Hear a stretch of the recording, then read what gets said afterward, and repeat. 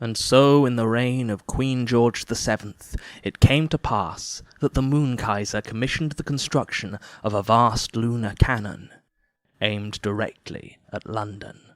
Soon every man, woman, and child strong enough to hold a rifle was conscripted and sent off to fight for Queen and country.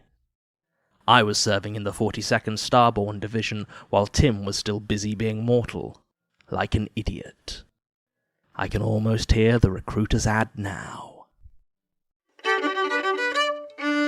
yourself a laser lad and serve your queen with a smile, smile, smile. Light 'em with your Lucifer and burn 'em clean. Smile, boys, that's the style. Come on a grand adventure against a foe most vile. So, grab yourself a laser lad and serve your queen with a smile, smile, smile. Come on, boys, the moon's not so far away and we'll be home by Christmas. Let's give the Kaiser a damn good thrashing. Lenny won't know what hit him. So join the Starborne Infantry and serve your country.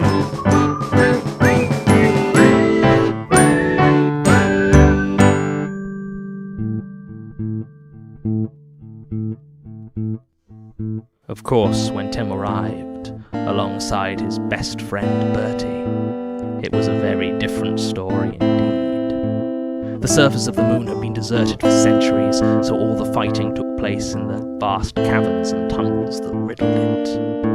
It was muddy, it was dusty, it was cold, and most of the time it was pitch dark, aside from muzzle flashes, or your comrades catching fire as the invisible beam of heat swept through no man's land. And aside from that, you always had to keep one ear open for the alarms. If it was a gas attack, you could usually get to a respirator in time, or maybe even trust the pumps to take care of it.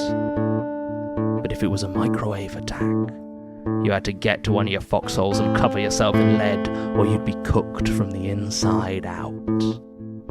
I was having a great time, but Tim and Bertie found their own ways to deal with it. Gassed last night and gassed the night before. Gonna be gassed tonight if we never gas no more. When you're gassed, you're sick as you can be, 'cause Novichok and mustard gas are much too much for me. They're choking us, they're choking us. One respirator and it broke on us. Thank your lucky stars that the pumps still work, 'cause coughing up your lungs can be a chore. Cooked last night and cooked the night before. Gonna be cooked tonight if we never cooked no more. When you're cooked, you're hot as you can be, 'cause the Kaiser wants to microwave the British infantry. They're boiling us, they're boiling us. One lead sheet between the four of us. Thank your lucky stars that you taste so good, 'cause you wouldn't want your corpse to go to waste. But I was not the only mechanism involved in the fighting.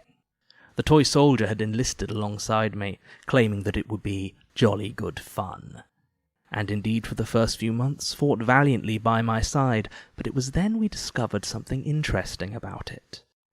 It would obey any order given to the letter, but it didn't necessarily matter which uniform the person giving the order wore. It disappeared after a few months, only to be captured later by our side, wearing the uniform of a corporal. Then, later, the colonel giving us our orders had a rather familiar moustache. I even heard it made field marshal for the other side once. Still, it seemed happy enough, after its fashion.